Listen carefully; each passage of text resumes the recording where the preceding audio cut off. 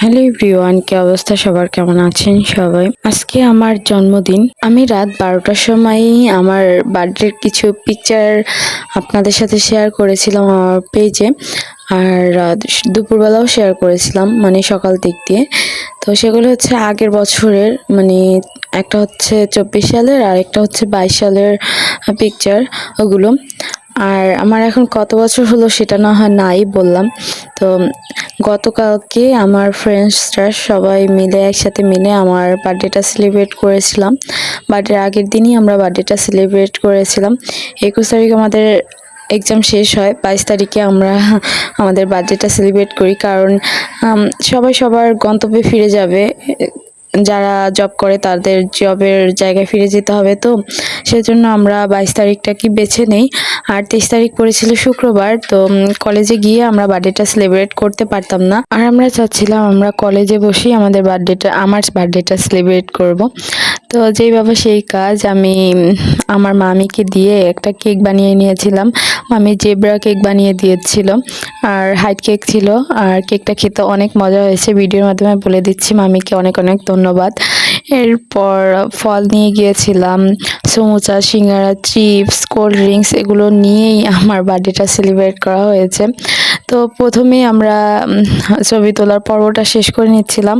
আর আমার গত বছরের বার্থডে গার্লস সেটাও আমি নিয়ে গিয়েছিলাম, সেটা আমি পরে নিয়েছিলাম।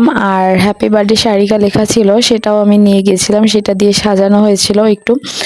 আর এই যে সবাই মিলে একসাথে আমরা কেকটা কেটে নিচ্ছিলাম। পাশে নাজমুন ছিল, কিন্তু নাজমুনের ফেসটা আসেনি, নাজমুনের বেবিও ছিল সাথে। আর এই যে নাজমুনকে আমি খাইয়ে দিচ্ছি, আর সঙ্গে হচ্ছে ওর বেবি সাফওয়ান। আর সবাইকে একসাথে খাইয়ে দিলাম। সবাই খেয়ে মামির কেকটার অনেক প্রশংসাও করেছে।